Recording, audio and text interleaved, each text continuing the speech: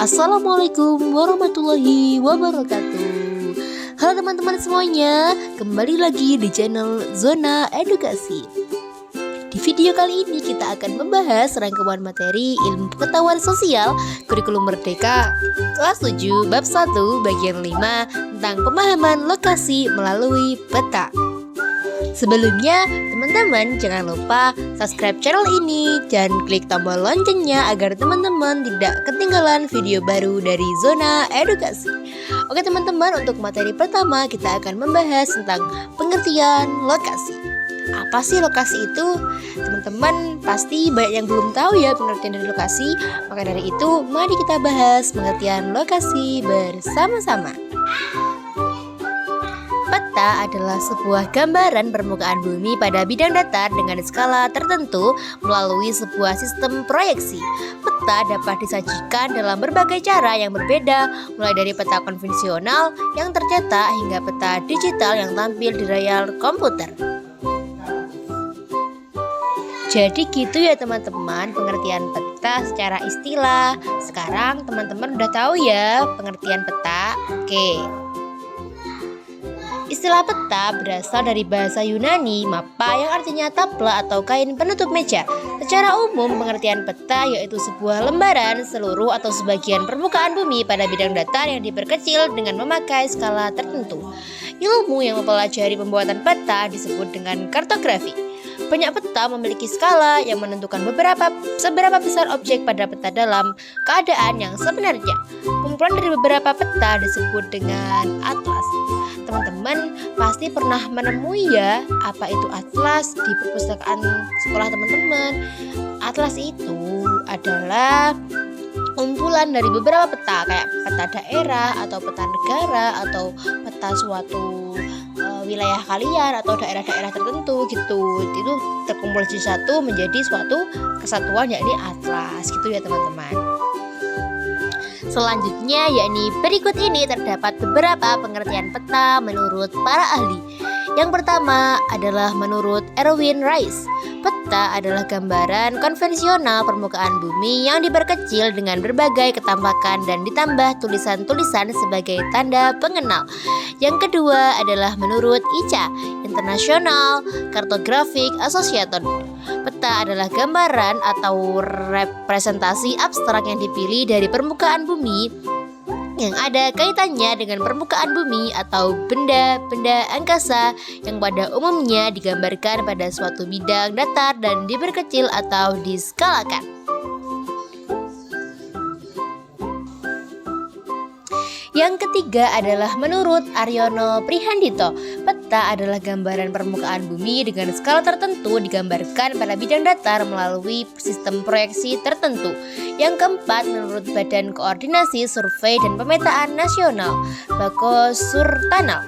Peta adalah wahana bagi penyimpanan dan penyajian data kondisi lingkungan, merupakan sumber informasi bagi para perencana dan pengambilan keputusan pada tahapan tingkatan pembangunan. Materi selanjutnya adalah fungsi peta. Peta pasti punya fungsi banyak ya teman-teman. Apa sih sebenarnya fungsi peta bagi kehidupan kita dan bagi daerah-daerah sekitar kita? Apakah peta itu berfungsi sangat penting? Yuk mari kita bahas bersama-sama fungsi dari peta. Yang pertama yakni peta berfungsi untuk menunjukkan lokasi relatif suatu tempat di bumi. Yang kedua ada menentukan ukuran dan arah suatu area. Yang ketiga ada menampilkan bentuk fisik bumi seperti gunung, sungai, atau benua.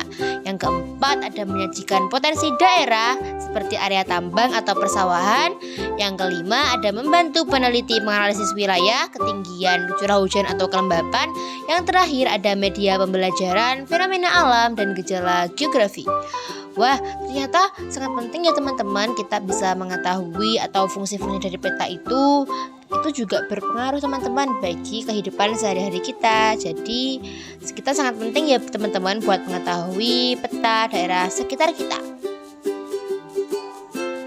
Materi selanjutnya yakni komponen-komponen pada peta. Peta pasti punya bagian-bagian atau komponen-komponen ya teman-teman di dalamnya. Banyak loh teman-teman komponen-komponen dari peta. Untuk itu itu, mari kita pelajari bersama komponen-komponen yang ada pada peta. Siapa tahu nanti teman-teman saat ulangan harian atau saat ujian disuruh menyebutkan komponen-komponen dan pengertian komponen-komponen pada suatu peta.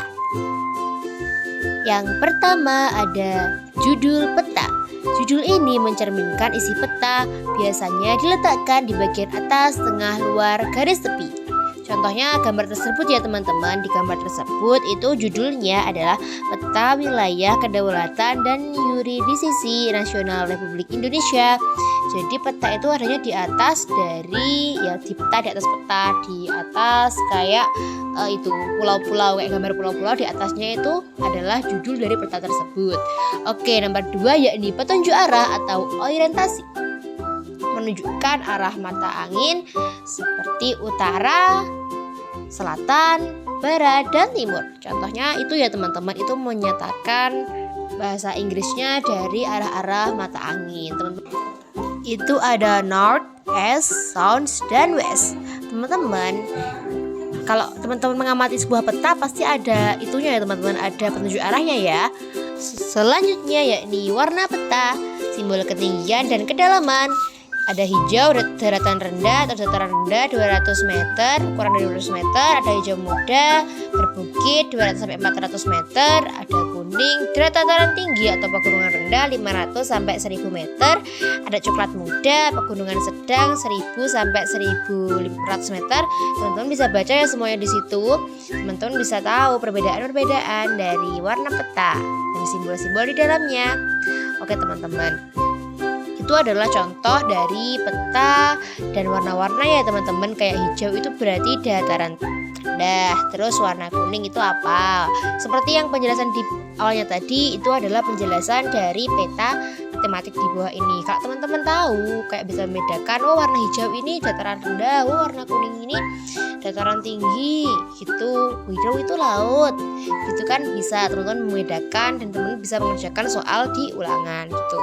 Oke, materi selanjutnya yang tentang skala peta. Skala adalah perbandingan jarak di peta dengan jarak sebenarnya di lapangan. Yang pertama ada skala garis atau grafis, berbentuk garis lurus berukuran tertentu.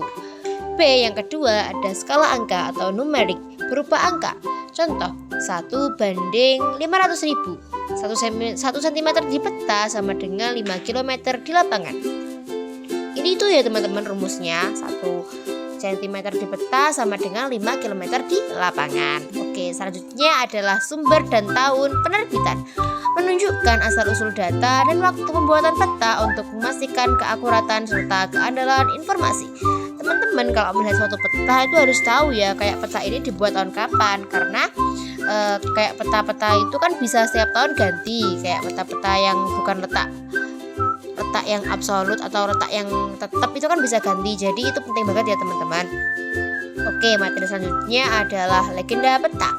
Legenda adalah kumpulan simbol-simbol yang digunakan pada peta beserta penjelasannya agar mudah dipahami pembaca.